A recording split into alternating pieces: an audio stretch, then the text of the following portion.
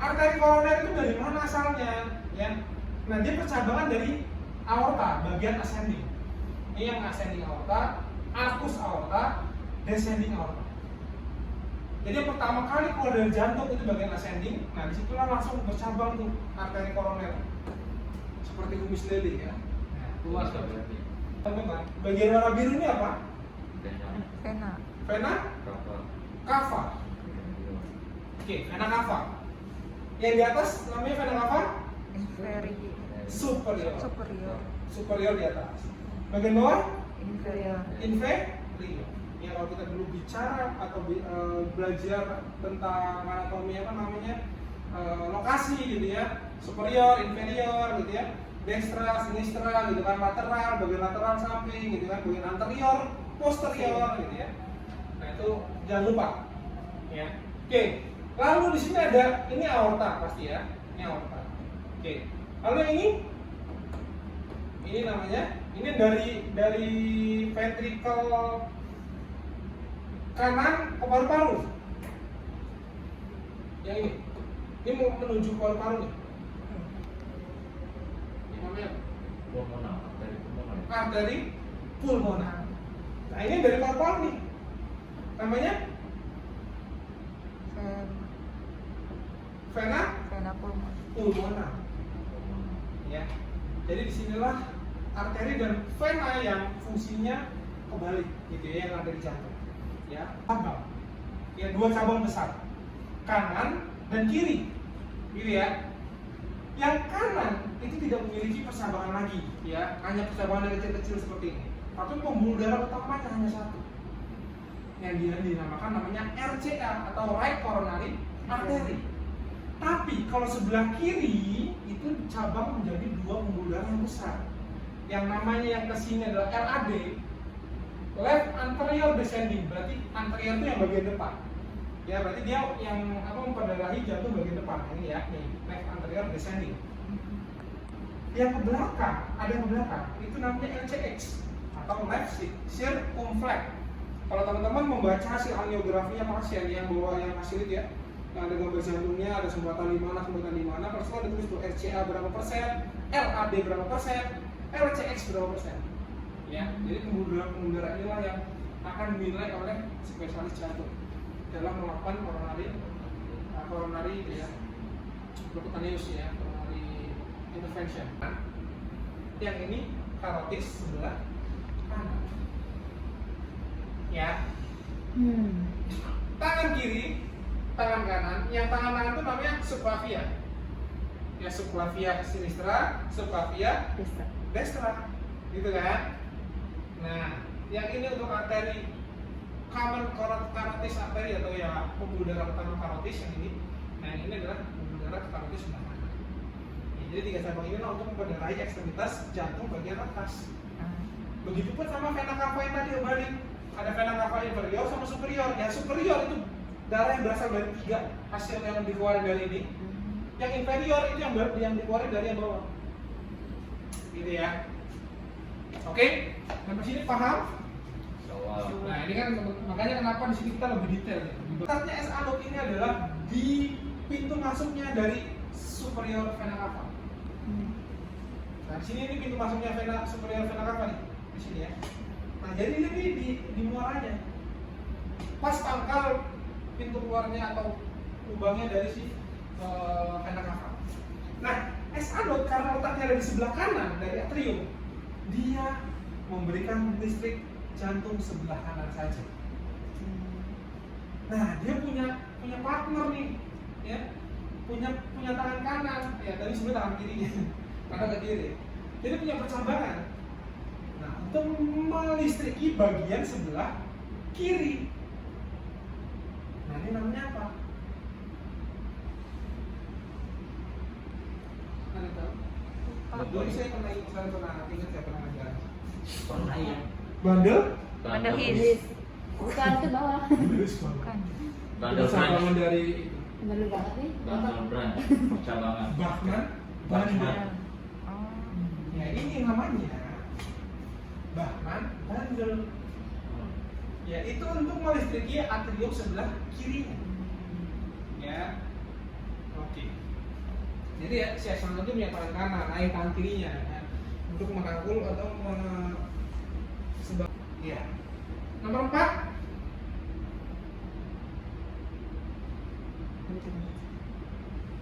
Nah, di mana ada atrium, ada ventricle, baik itu kanan maupun kiri. Yang pertama adalah di atrium. Atrium berarti oke, dia ada di SA node, gitu ya. SA node itu punyanya atrium. Avenode itu ada di tengah-tengah antara atrium dan ventricle. Bundle of his ke bawah itu punyanya ventricle. Ya. Nah, tinggal bagi nih. Oke, berarti kalau atrium kanan itu si SA node, kalau atrium kiri berarti bundle of his-nya. Bachmann bundle-nya. Atrium kiri. Kalau ventricle-nya, ventricle kanan berarti RBB atau right bundle branch, yang kiri itu adalah LBB atau left bundle branch-nya. Gitu ya. Jadi konsepnya seperti itu. Nah, dari masing-masing ini itu memiliki hantaran listrik yang berbeda-beda. Ya, kalau kita dulu belajar SA node itu bisa menghasilkan listrik dari 60 sampai 100 kali per menit. Itu dasar banget ya. Dan itu nanti akan muncul pada saat ada kelainan di gambaran listrik EKG. Ya, jadi SA node itu 60 sampai 100. Ya. Avenode itu 40 sampai 60 kali per menit. Baru bagian bundle of his ke bawah atau ventricle-nya itu menghasilkan 20 sampai 40 kali per menit. Ini jangan lupa nih, karena itu nanti akan berpengaruh nih dari nanti di idealnya yang V1 sampai V6 teman-teman balik aja semua. Paling gampangnya gitu. Walaupun sebenarnya yang akan dinilai adalah hanya V3 dan V4 ya. Tapi nggak apa-apa, daripada teman bingung harusnya milih cuma di V3, udah balik aja semua ya, milih kanan. Ya. Oke, jadi kalau teman-teman balik semua seperti ini di kertas EKG-nya teman-teman yang dari V1 sampai V6 teman-teman tambahin R di belakangnya. V1 R, V2 R gitu ya, V3 R sampai V6 R-nya. Teman-teman harus pakai tulisan tangan lupa. Ya, kalau EKG-nya seperti ini. Nah, bagaimana kalau EKG posterior? EKG posterior itu kan berarti sampai V9, benar ya? Kita nggak bisa nambah elektroda 3 karena kabelnya nyata. Jadi walaupun sampai V9 kita nggak bisa nambahin elektroda dan nambahin kabelnya biar jadi V9, nggak mungkin. Dan di mesinnya pun itu nggak ada yang nyampe V9, itu nggak ada. Jadi ini harus manual. Dan pasiennya posisinya juga nggak bisa tidur telentang dong, berarti harus miring atau duduk kan gitu ya. Karena V7 sampai V9-nya ini dipasang di belakang. V7 garis belakang aksila sejajar dengan V4, V5, V6. V8 mid scapula, ini scapula ya, mid scapula sejajar dengan V4, V5, V6, V7. V9-nya adalah di depan vertebra atau di depan tulang belakang sebelah kiri. Ya, sejajar dengan V4, V5, V6, V7, V8. Posterior itu yang terkena adalah bagian RCA-nya pasien, bagian right coronary artery. Sehingga kita harus memastikan dengan adanya kaki kanan, apakah benar-benar kanannya ini mengalami satu oklusi atau mengalami satu infark. Nah, kenapa juga kita harus lakukan posterior? Kalau kita lihat right coronary artery itu melingkar sampai belakang bagian jantung. Ya, ini secara transparan. Ini right coronary artery ini melingkar sampai ke belakang jantung. Ya. Nah, bagaimana kalau yang lateral, bagian lateral jantung yang mengalami infark? Kita pengen tahu apakah infarknya ini sampai ke bagian belakang. Biasanya kalau bagian lateral itu yang terkena adalah LCX-nya. Nah, LCX itu kalau teman-teman lihat juga itu meningkat sampai bagian belakang jantung. Ya, sama seperti yang sebelah kanan. Sehingga makanya kenapa kita harus ngambil posterior. Ya, cek anak, ya kan? Oke. Saya akan jelaskan sadapan bipolar dulu. Nah, jadi dulunya ini si Einthoven, yang namanya Einthoven di tahun 1912 yang masalah ya. Itu dia menciptakan yang namanya sadapan EKG menggunakan ember berisi listrik, berisi pasir. Ya, pertama dia mencemplungkan tangan kanannya, ya, tangan kanannya lalu ke tangan dan tangan kirinya. Jadi aliran listrik selalu berpindah dari muatan negatif ke muatan positif. Ini ya, prinsipnya begitu. Aliran listrik itu akan berpindah dari aliran negatif ke positif. Ya. Dia bikin yang tangan kanannya pertama itu bermuatan negatif, tangan kirinya bermuatan positif, sehingga aliran arus listriknya dari sini ke sini, bener kan? Iya. Karena di sini negatif, sini positif, jadi aliran listriknya di sini. Set. Nah, muncullah irama EKG. Muncullah irama EKG yang dia sebut sebagai lead 1. Dia tetap menggunakan tangan kanannya sebagai muatan negatif, lalu dia menggunakan kaki kanannya sebagai muatan positif, sehingga arah listriknya dari sini ke sini, bener kan? Iya. Inilah yang disebut namanya lead 2. Ini lead 1, ini lead 2. Lalu karena di sini nggak bisa, ini sebagai netral ya. Jadi dia hanya bisa menggunakan satu kaki saja. Ya. Lalu dia pindahkan nih. Sekarang tangan kirinya itu menjadi muatan negatif, kakinya itu tetap menjadi muatan positif, sehingga arah listriknya menjadi seperti ini. Set. Inilah disebut lead 3. 3. Nah, inilah asal muasal terbentuknya lead 1, lead 2, dan lead 3 irama EKG. Gitu.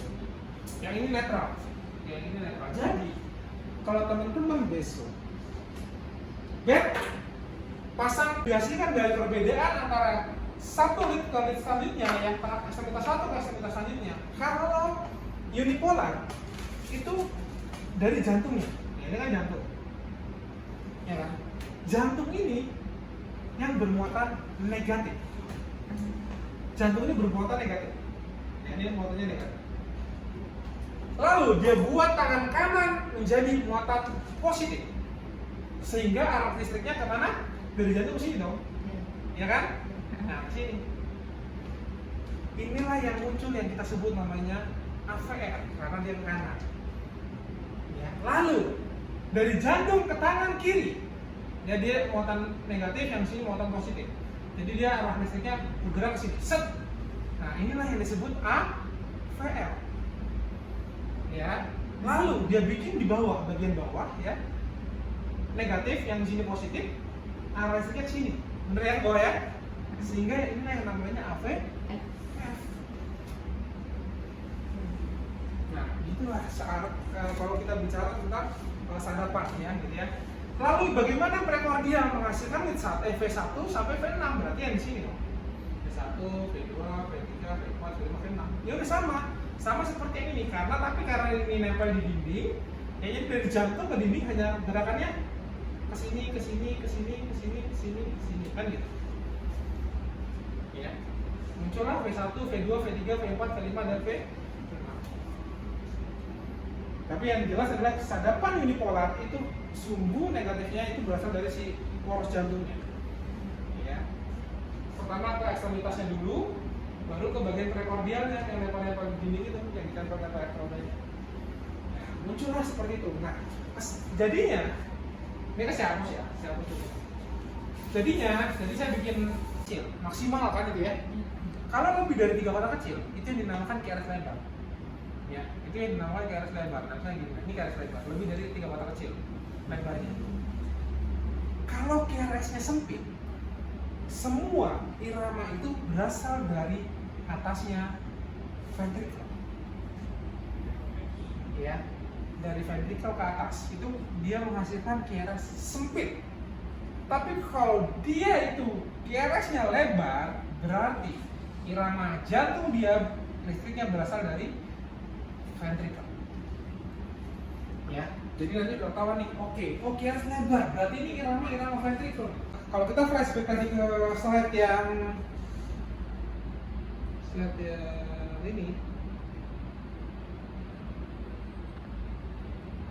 nah ini cara ini, ya. Nah kalau kita lihat di sini Hanya AVR lah yang tidak mengalami atau tidak dijadikan untuk membaca ini ada masalah gangguan irama di mana, gitu ya. Kalau kita lihat ya di situ kan ada septal bagian-bagiannya secara anatomi. Tapi AVR itu nggak dibaca. Ya kenapa? Karena arah listrik dia yang dari suku jantung tadi ke tangan kanan, gitu ya, yang muatan positif, itu dia berlawanan dengan arah listrik jantung. Yang dimana dari SA node, AV node ke bawah gitu kan. Nah tapi dia ke atas sendiri. Nah makanya kenapa dia nggak dibaca? Karena dia semua hasilnya pasti akan refleksinya, ya sorry ini dia, refleksinya negatif. Nah semuanya pasti akan ke bawah, ya ini negatif. Itu normalnya di AVR pasti semua gambarannya negatif. Nggak akan ada AVR itu yang ngadepnya ngaceng ke atas, ya. Suku jantung ke tangan mana ini namanya? Tangan sebelah kanan, gitu ya. Nah kalau dia misalnya hasilnya dia jadi positifnya di sini kan, naik. Kalau dia ketuker, biasanya yang lebih sering ketuker itu adalah kabel apa namanya? Kabel leadnya. Kalau pasangnya mungkin benar nih merah, kuning, hijau, hitam, tapi kabelnya pada saat pasang itu kebalik. Yang merah taruh di kuning, hasilnya arah listrik dia ke sini, sehingga dia jadi positif AVR. Gitu ya. Merahnya taruh di tangan sebelah kiri, ya, otomatis jadi dia bisa jadi positif. Nah itu berarti salah pasang.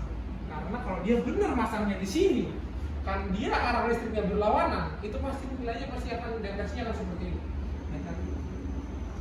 Ya, dan dia tidak dibaca Interval. interval. Berarti nomor 2 ini tanda panahnya ini, dia menunjukkan yang ini, panjangnya dari sini ke sini. PR interval. Apa? PR interval. PR interval. Ibe, nomor 3. Nomor 3 ini Gelombang T. Bukan. menunjukkan nih dari sini ke sini. Berarti dari sini ke sini. ST segmen. ST segmen. Dan nomor 4-nya QRS. QRS kompleks. Kompleks. Ya, istri. QRS itu besar. Berarti itu yang punya pengaruh besar dalam rumah tangga itu adalah suami, jadi gitu ya. Jadi ini istrinya, ini suaminya. Gitu kan. Nah, masalah pertama dalam hubungan itu adalah jarak. Jadi kalau LDR itu ya dalam satu hubungan itu udah masalah lah, intinya gitu. Baik itu pacaran maupun sudah berumah tangga, namanya terpisah antara jarak itu udah masalah, gitu kan. Nah tapi ini masih konsisten, jadi masih saling berhubungan, sering WA-an, sering video call, selalu rutin, selalu sama, begitu aja hanya nggak pernah ketemu aja tuh, jauh jaraknya, ketemunya hanya di video call, kan gitu ya. Itu udah masalah belum? Masalah. Kalau nggak nggak ketemu nih, wah ini si cowok nih namanya cowok ya, kan hasratnya kan itu kan arah listriknya ke sini. Kalau arahnya ke sini listriknya, itu yang masih dikatakan normal aksis. Normal lah arah listriknya gitu ya. Tapi kalau dia cenderung ke sini, itu yang dikatakan RAD, right axis deviasi. Kenapa sih kok bisa listriknya cenderung ke kanan? Karena di kanan mengalami pembesaran otot jantung. Otomatis listrik yang dibutuhkan untuk ke ventrikel itu jauh lebih besar dibandingkan ke sebelah kiri. Karena ada pembesaran di kanan, maka cenderung dia listriknya cenderung ke sini lebih banyak, gitu ya. Nah, kalau yang RAD berarti cenderungnya ke dia ke sebelah kiri listriknya, gitu ya. Nah, kalau ini atau nama lainnya itu adalah extreme right axis deviasi. Ya kalau kesini ini udah terlalu ekstrim, jadi udah baik atrium maupun ventrikelnya sudah mengalami pembesaran otot. Nah, cara ngitungnya begini, cara rumusnya.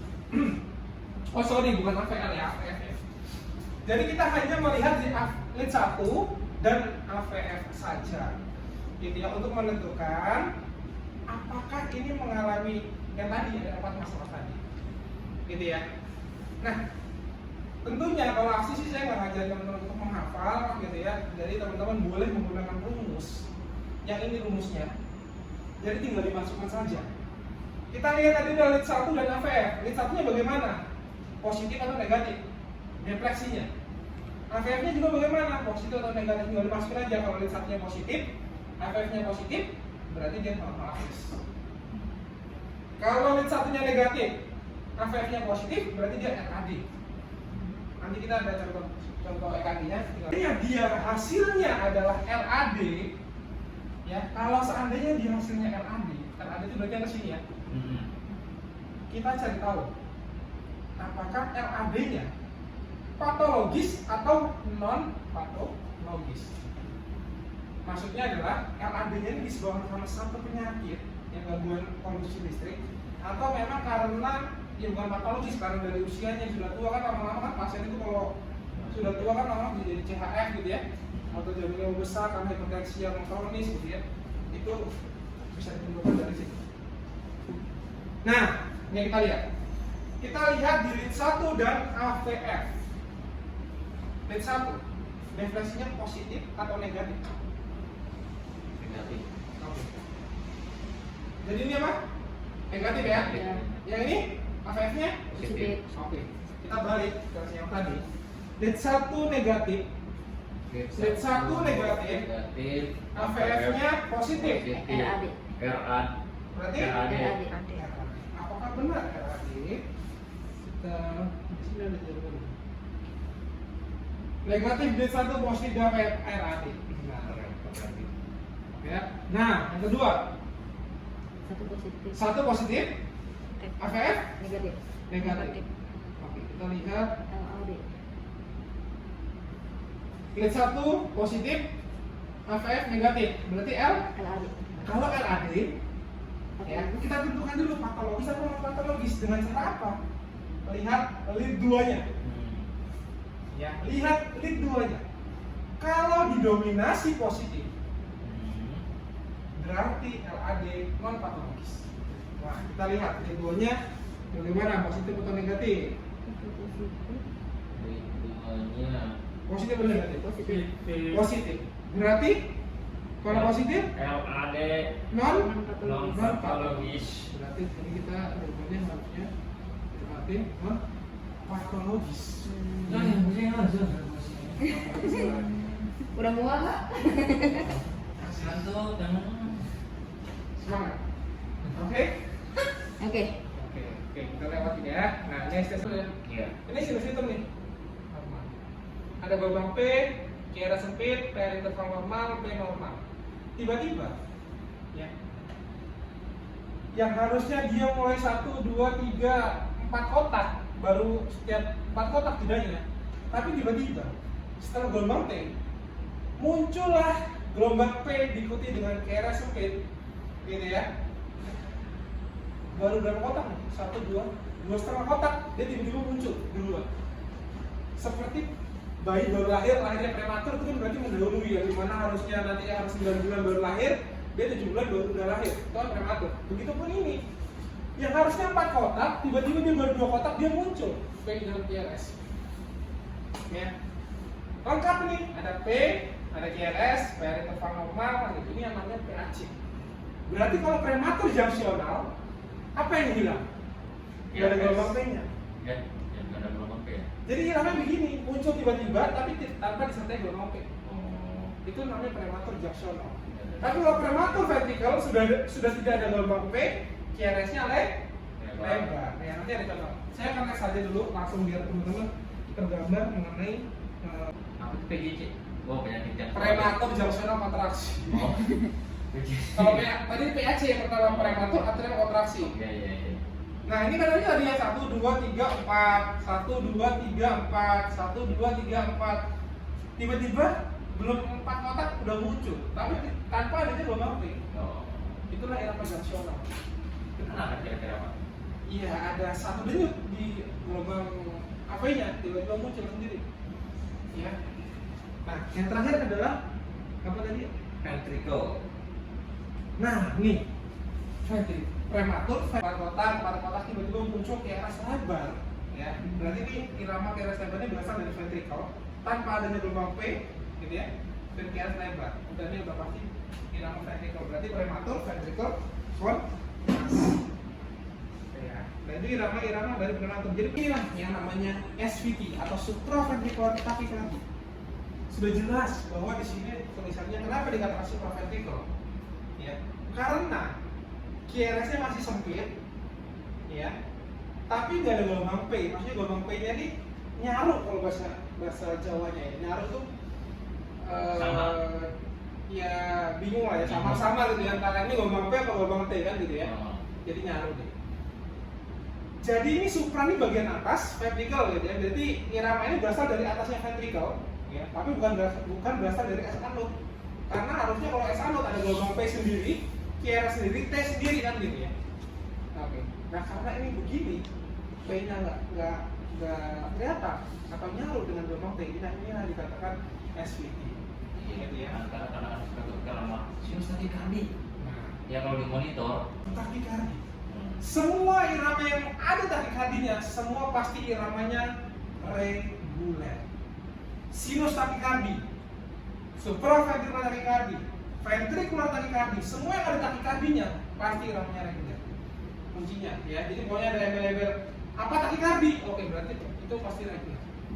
Ya kalau nggak reguler bisa itu AF, bisa itu VF, bisa gitu ya. Itu namanya paroxysmal. Nah biasanya nanti enggak sih kalau langsung konversi, karena kita masih bisa ke SVT. Kita lihat dulu apakah sering gitu ya atau tidak. Biasanya kalau misalnya sering dia nggak sampai dulu langsung.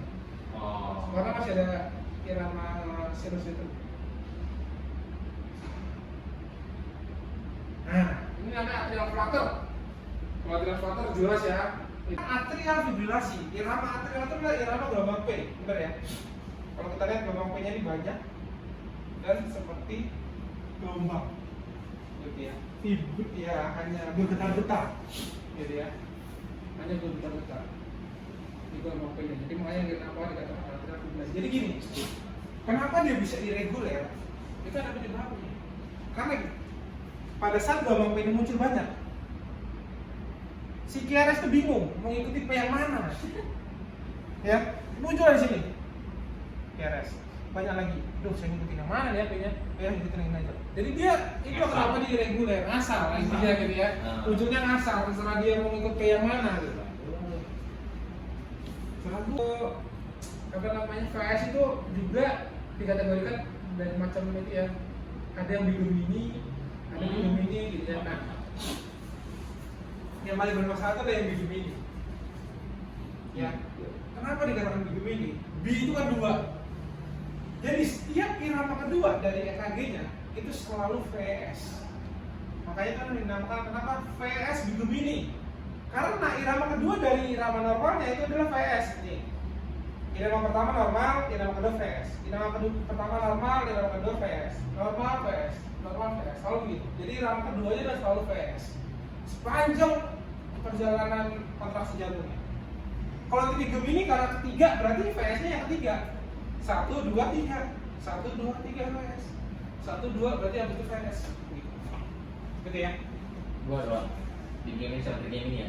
Ada lagi tuh buat gemini. Buat game ini waktu berarti Nah, berarti yang 4. Oh. Gitu. Ada juga di bawah tuh kuplat. Dia VS tuh Kuplat itu banyak. berapa? 6. Enggak, kuplat itu dia munculnya double-double. Double. Munculnya berdua-berdua. Couple. Oh, kapal. Ya, jadi ya nggak bisa dipisahkan. Jadi kemana-mana pengennya berdua. Jadi itu dan juga ada sebenarnya triplet gitu ya. Jadi dia munculnya selalu 3-3. Selalu ada 3. Panjang tapi selalu reguler dia. Reguler gitu ya. Oh itu. Kita harus ada depoa.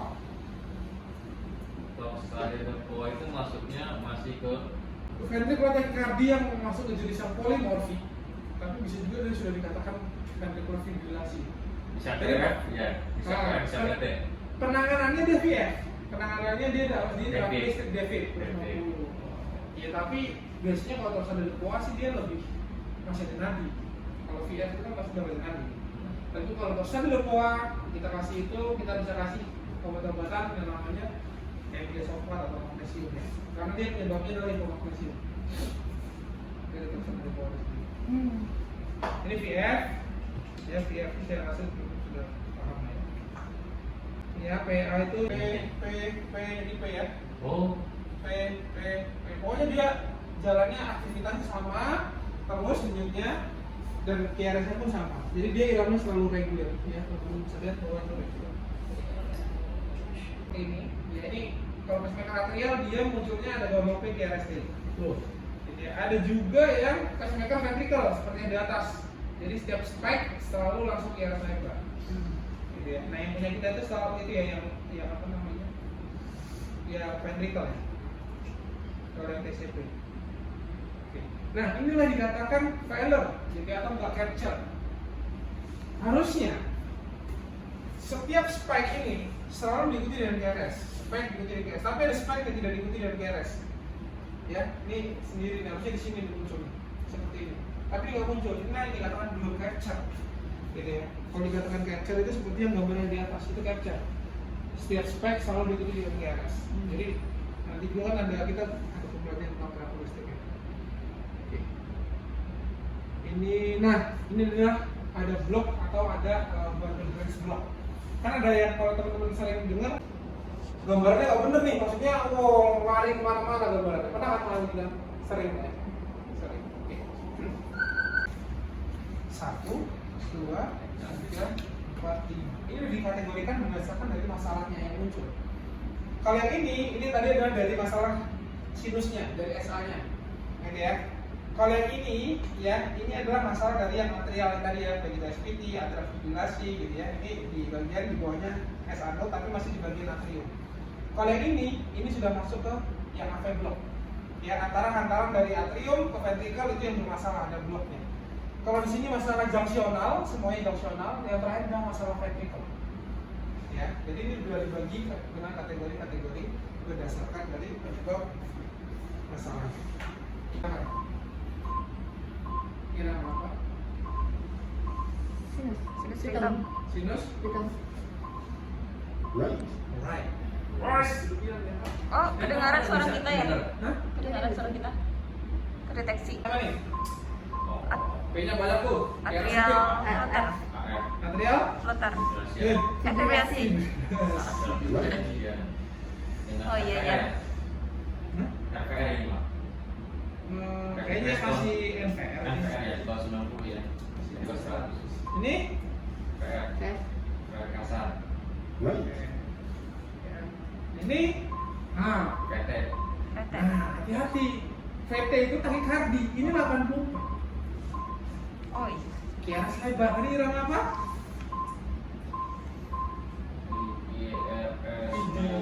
idioventrikuler, Yang mana? Ini katanya 84. Kalau idioventricular adalah iramanya 20 accelerate, sampai 40. accelerate, Accelerate idioventricular. accelerate. Kalau di atas 100 itu apa? Kan di takikardi. Oh. Itu yang di bawah itu accelerate. Kalau 20 sampai 40 itu idioventricular. Nah ini. AF, Hati-hati. Ada gelombang P, ada gelombang P diikuti dengan QRS. Irregular. Ya. Tiba-tiba ada nih hilang nih. Ada muncul duluan prematur tanpa adanya gelombang P. Nih. oh, PPC, Nih, QRS sempit coy. ya sempit, Prematur yang nggak ada gelombang P-nya. QRS sempit apa kan? Junctional. PPC, Junctional. PPC, apa itu namanya? Ventricle, prematur, Junctional. Apa sih? Wah, ini ada pacing tapi di atrial. Jadi apa? Ini udah terjawab sih sebenarnya aku. PAC. Apa? Resep atrial. Ya, ada spike, maksudnya itu ada spike di depannya. Pradi. Ada PG. Ada P. Sinus pradi. Sinus. Ready. Pradi. Wah, blok, derajat. satu, Woi, keren banget. Gila. Bapak tahu yang mana? Serius. Parah. Ya, blok bener semua ya. Iya dulu gue. kalau itu salah blok. Nggak ada gelombang P. City.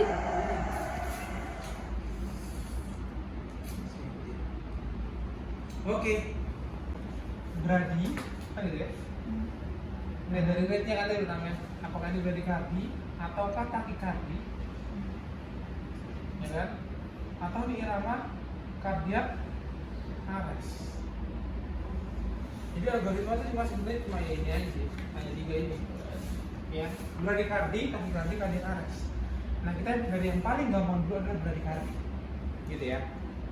Di algoritma bradikardi, ya, mau bradikardi atau takikardi, di pasien dewasa, ya ingat ya, di pasien dewasa kita tentukan dulu ini pasiennya stabil atau tidak stabil, kan gitu ya. Untuk menentukan stabil tidak stabil itu ditentukan dari 5 kategori, ya, atau 5 penyebab. Yang pertama adalah hipotensi. Yang kedua adalah tanda-tanda shock, ya, tanda-tanda shock. Yang ketiga adalah perubahan status mental atau perubahan kesadaran, ya, perubahan kesadaran. Yang keempat adalah nyeri dada. Pijat karotis. Kalian tahu kenapa? Kenapa nggak pijat yang lain lagi? Di bagian perutnya atau ada penyakit? Kenapa? Karena arteri karotis, ini arterinya ya, di belakangnya itu, ya, itu tuh nempel yang namanya nervus vagus, ya, nervus vagusnya itu nempel dengan adanya arteri karotis. Nah, tujuan kita adalah merangsang, kita pijat agar si iramanya itu kembali lagi ke esalon, ya. Makanya kenapa dikatakan refleks vagal atau manfor vagal, karena yang mau kita rangsang itu adalah nervus vagus, bruit, ya. Ini bruit. Caranya bagaimana? Kita cek menggunakan stetoskop. Anggaplah nanti kita sudah pasang, ya. Nah, kita dengarkan menggunakan yang ini, ya. Jadi kita putar dulu, ya kan? Kita putar, oke, kita dengarkan. Oke, hanya kedengaran yang di kuping. Nah, kita dengarkan di kedua lehernya, ya. Sini. Ada yang aneh nggak? Ya, bunyi bruit. Itu ditimbulkan karena adanya satu aterosklerosis, gitu ya. Lalu aliran darah ini melewati yang tadinya normal, lancar, tiba-tiba ada saluran yang sempit sehingga dia muter, ya.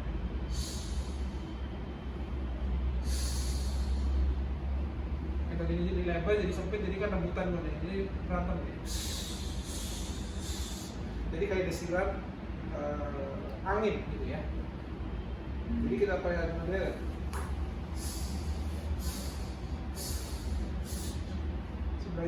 sebelahnya normal, itu nggak boleh dipijat, karena kalau ini dipijat, ruptur, pecah, pelaknya lepas sampai kotak, ya, pasti bisa stroke, gitu ya, hati-hati. Jadi itu yang kontraindikasi dilakukannya vagal. Bunyi apa tadi Pak? Bruit. Bruit. Bruit.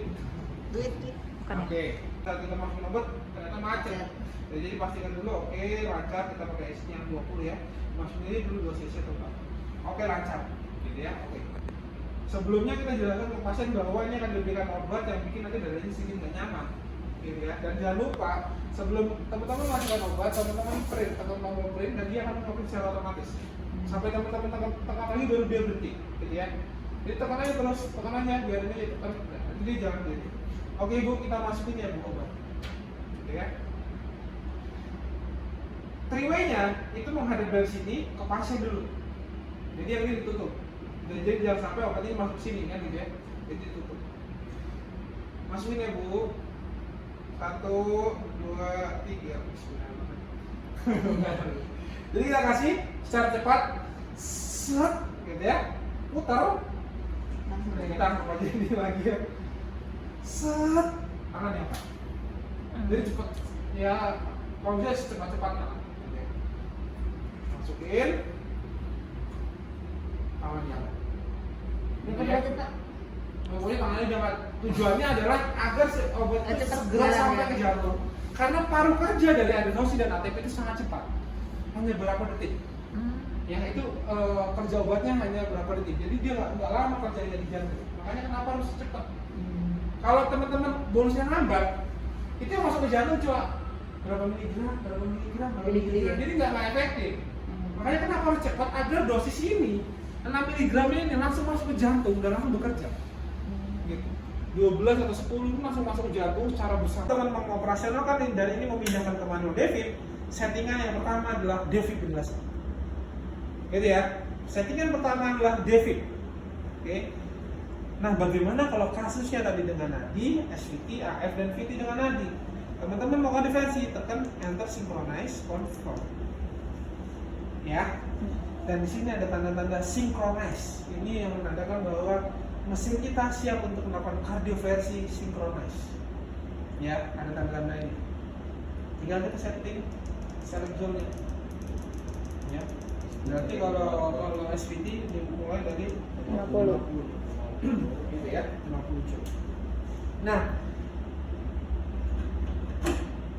oke. Saya akan menjelaskan sedikit perbedaan tentang defibrilasi dan kardioversi. Ya. Kalau kardioversi, ini nggak ada suaranya ya, pelakonnya nggak ada suaranya. Kalau kardioversi, teman-teman tekan tombol shock, tekan tombol shock ini nempel ya. Tekan tombol shock, ini nggak akan memberikan energi shock. Ya, ini nggak akan memberikan energi shock. Kenapa? Ini kalau kardioversi ya, ini sinkronis ya. Nah, beda dengan kalau misalnya pindah lagi ke mana namanya? Ke defib ya, misalnya ya. Oke, saya mau 100 G. Ini nggak ada suaranya. Ini ya. Nah, ini memberikan. Ya, tek gitu ya. Nah, ini ada yang diberikan nih. Tapi kalau enter synchronize, teman-teman cas. Nit kalau bunyi ya, nit gitu kan. Do not touch patient, press shock button. Shock. Tuh, teman-teman shock, itu nggak akan bisa memberikan energi shock. Teman-teman mau tekan tombol shock, ini nggak akan memberikan shock. Press shock button on pedal. Ini udah ditekan, tapi nggak memberikan shock. Kenapa? Inilah bedanya synchronize dengan defibrilasi. Kalau teman-teman perhatikan di monitor, apa yang membedakan antara kardioversi dan defib? Ada tulisan apa? Synchronize. Terus nanti itu? Do not touch patient. Terus Siap, no. Terus itu? Energi 100 joule. Siap, no. Detective. Apa yang membedakan? Membedakan itu pedalnya pak. Enggak, sama aja. Itunya itu apa? Gelombangnya. LS. Apa? Tidak terdeteksi. Tidak terdetek. Maksudnya tidak ini harusnya ada maksudnya kalau Ini karena ditempel kelamaan ada. ini karena kelamaan dia remove sendiri ya. Tulisan shock. Oke. Jadi ya, kalau teman-teman perhatikan, kalau saya exit synchronize dengan adanya enter synchronize, apa yang membedakan? Ini gede banget itu. Ini bisa. Dia cepat ngecasnya. Nah, ini yang udah kucas ya. Coba perhatiin teman-teman, perhatikan layarnya ya. Ini synchronize yang sudah kucas mau aku memberikan. Coba teman-teman perhatikan. Bedakan dengan yang exit. Nah, saya mau. Nah, apa yang membedakan? Ada yang hilang. Gelombang R-nya nggak Oke. terdeteksi. Jadi pada saat saya akan setting ke synchronize, gitu ya. Oke, saya cas synchronize kardioversion. Nah, di sini ada tulisan Oh. airwave not detected. Ya, sehingga dia harus menangkap gelombang R. Ya, jadi ini harus R-nya ini harus ketangkap. Jadi nanti ini saya buang dulu ya, saya buang dulu. Nah, saya buang. Nah, di sini kan tulisan airwave not detected ya. Saya ini stereo ini. Nah, kalau dia menangkap gelombang R, akan ada tanda putih-putih di atasnya. Teman-teman perhatikan ya. Ini adalah puncak gelombang R. Yang putih-putihnya ini adalah puncak gelombang R-nya. Nah, kalau dia sudah muncul nih putih-putihnya, baru itu yang dia katakan. Nah, baru hilang nih. Airwave non detected-nya udah hilang karena dia sudah menangkap gelombang R. Nah, inilah baru bisa melepaskan energi kardioversi. Jadi kalau mau sekalipun teman-teman Itu ya. Jadi dan nggak bisa begini. Ini kalau di pasien,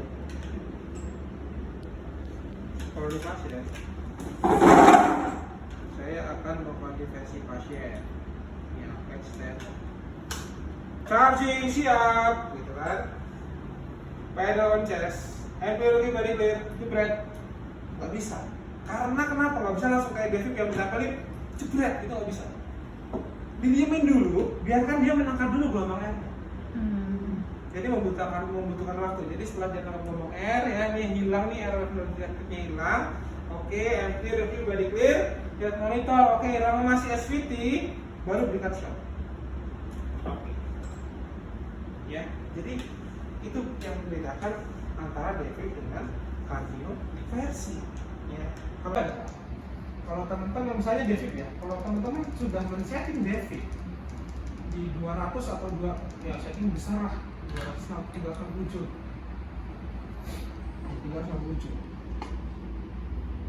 Jangan sekali-sekali ingatkan kayak Remo, jangan buang di udara. Misalnya nih, irama awalnya VF atau VT tanpa nadi yang harus di David. Tiba-tiba irama berubah asistol, nggak jadi David dong. Ya kan, irama berubah dong asistol, oke, cancel David, jangan dibuang di udara. Ya apalagi itu di area pasien yang dimana dekat dengan sumber oksigen, hati-hati bisa meledak. Ya itu yang ditakutkan, maksudnya yang ditekankan di AHA juga ya pada saat training. Kalau di AHA itu selalu ditekankan begitu. Jadi jangan dekat, apalagi kadang dua jebret. Di sini volume oksigen. Ya jebret gitu ya. Nah, itu hati-hati. Kalau ini harus ini berdekatan dan dia mengantarkan energi dan kepercik ke oksigen, itu bisa kebakaran suatu rumah sakit ya. Nah caranya adalah di sini ada tulisan disarm. Teman-teman baca semua disarm di sini. Iya. Tekan aja disarm, cancel. Oh gitu.